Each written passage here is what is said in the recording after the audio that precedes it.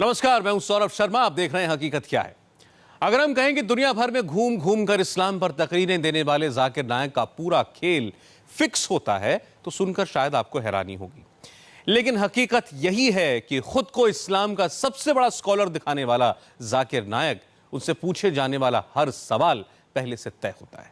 कौन सवाल पूछेगा, क्या सवाल पूछेगा, जवाब सुनने के बाद जाकिर नायक क्या कहेंगे, ये सब कुछ पहले से स्क्रिप्टेड है।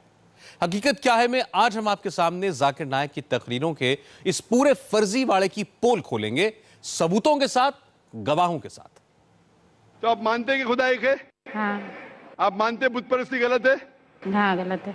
आप मानते हैं कि मोहम्मद सल्लल्लाहु अलैहि वसल्लम आखिरी पैगंबर है? हाँ।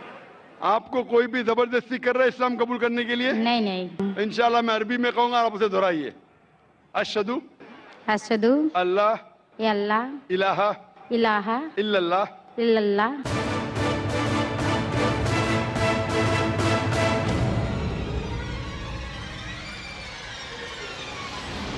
ऐसा नाटक,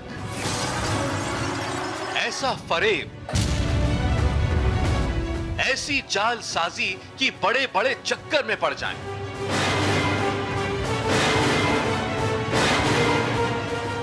ये जाकिर नायक का पाखंड लोक है। आलीशान स्टेज, चमचमाती लाइट्स, हजारों लोगों का मजमा और मंच पर हर मजहब को इस्लाम से कमतर बताने वाला जाकिर नायक। मुझे गलत साबित करो, मैं बदलने को तैयार हूं। आप मुझे साबित करो कि जो मैं कह रहा हूं गलत है। क्या मेरा मजहब गलत है? मैं आपके मजहब को कबूल करने को तैयार हूं। बड़े ही शातिराना तरीके से यहां एक ड्रामे को अंजाम दिया जाता है। ऐसा ड्रामा जिसकी पूरी पटकथा पहले से ही लिखी होती है, किरदार पहले से तय होते हैं। कौन सवाल पूछेगा, क्या सवाल पूछेगा और क्या होगा सवाल जवाब के इस ड्रामे का क्लाइमैक्स। अस्सलाम वालेकुम जाकिर भाई, मैं ये पूछना चाहती हूँ कि हमारे कौन से धर्म ग्रंथ में मोहम्मद का जिक्र किया हुआ है? मोहम्मद सल्लल्लाहु अलैहि वसल्लम का जिक्र हिंदू मजहबी कई किताबों में है। अगर आप पढ़ेंगे भविष्य पुराना पर्व 3 खंड, भविष्य पुराना पर्व 3 खंड 3 अध्याय 3 श्लोका नंबर 5 से 8, उसमें मोहम्मद सल्लल्लाहु अलैहि वसल्लम का जिक्र है। मैं आपसे पूछना चाहता हूं, आप मानते हैं कि मोहम्मद सल्लल्लाहु अलैहि वसल्लम आखिरी पैगंबर है? जी। आप मानते हैं कि खुदा एक है? जी। आप मानते हैं कि बुत परस्ती मूर्ति पूजा गलत है? गलत है। तो आप मुस्लिम बनना चाहेंगे? जी। आपको कोई भी जबरदस्ती कर रहा है इस्लाम कबूल करने के लिए? जी नहीं। क्या आप सोच सकते हैं कि जिसे आप लाइव बातचीत समझते हैं, दरअसल वो सब कुछ स्क्रिप्टेड होता है।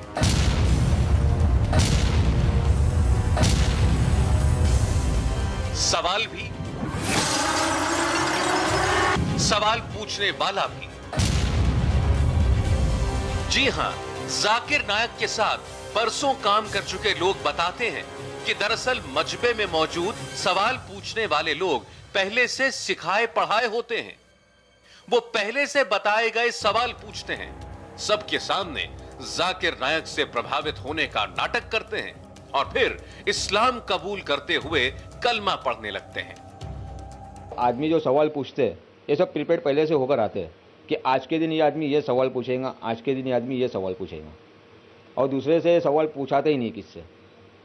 आप इसका कोई भी प्रोग्राम देखेंगे, 15 आदमी जो सवाल करेगा उसके पीछे 15-16 आदमी खड़े रहते और दूसरे को ये लोग चांस देते नहीं है। उनका तरीका यह था कि आप एक पर्ची लिख के उनको भेजो, उसमें से पर्ची निकाल के देंगे। अब क्या पता कि लिखने वालों ने क्या भेजा, या सवाल पहले से तैयार रखा हो वहां पे। जैसे कि मैंने सवाल किया, मेरा जवाब नहीं। कितने लोग थे हुआ क्या, मेरा तो नंबर आया नहीं, मेरे सवाल का जवाब नहीं दिया गया।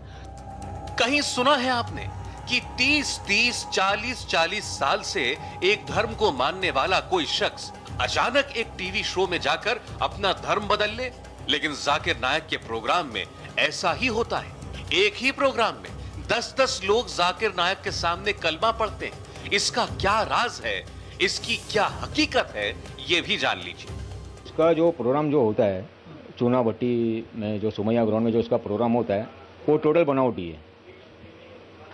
कोई आदमी वहाँ हिंदू से मुस्लिम नहीं बनता है। जो मुस्लिम ही रहते हैं वहाँ आके वापस मुस्लिम बनते हैं।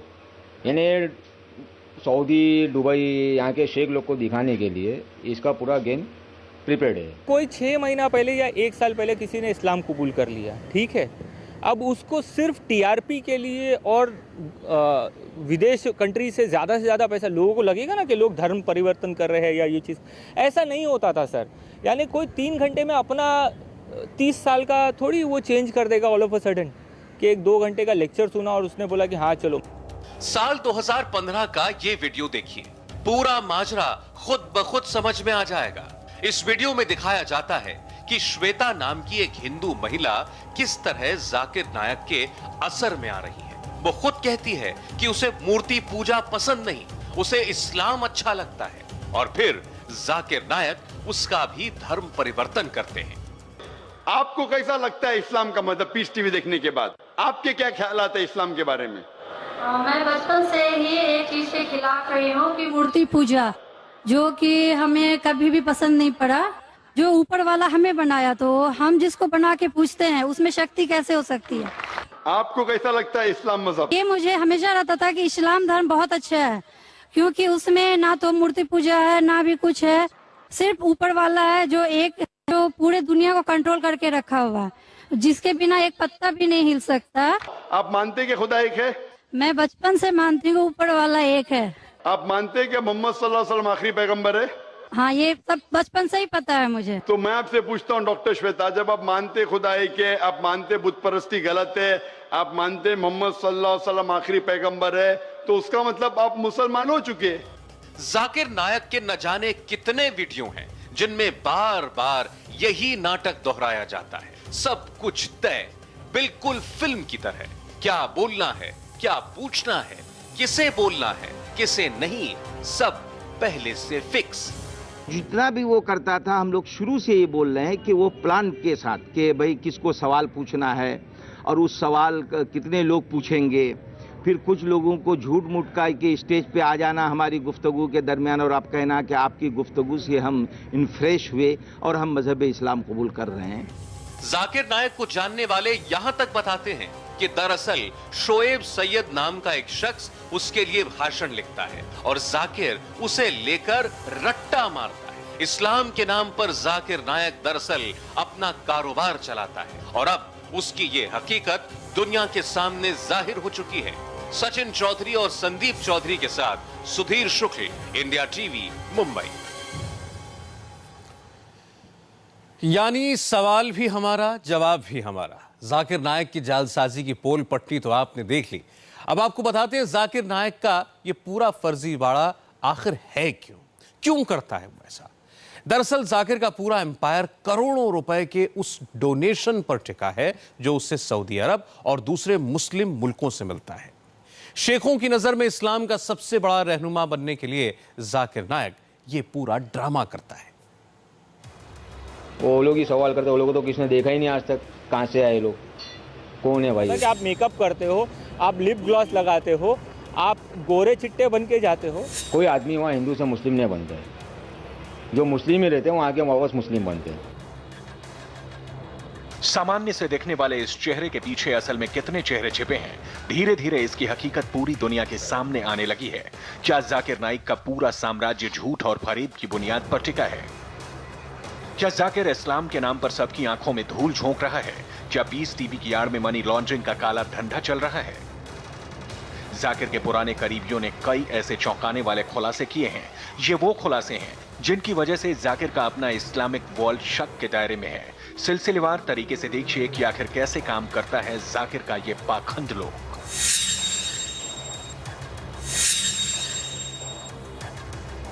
जाकिर के टीवी चैनल पीस टीवी पर यह तस्वीरें आम है जब कोई हिंदू सबके सामने इस्लाम कबूलने लगता है।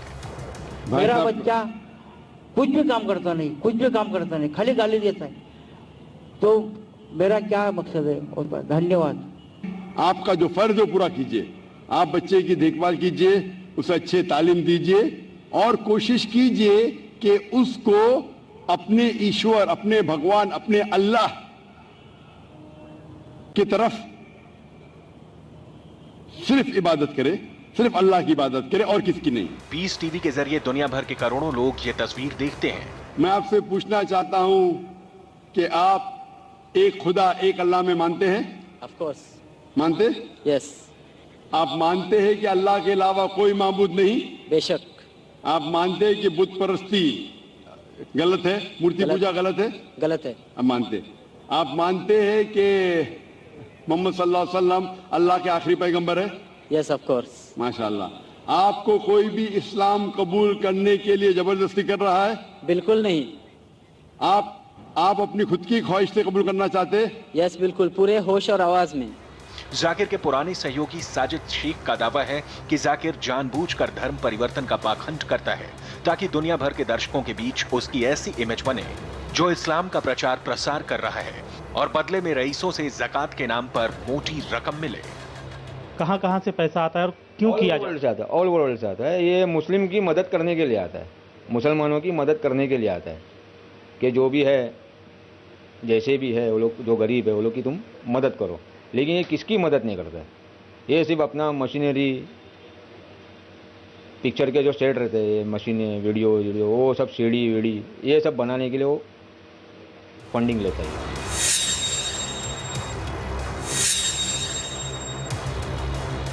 पुराने करीबियों के माने तो जाकिर के इस पाखंड लोग का सबसे बड़ा हथियार वो पीस टीवी है, जिसका दुनिया भर के 100 से ज्यादा देशों में प्रसारण होता है।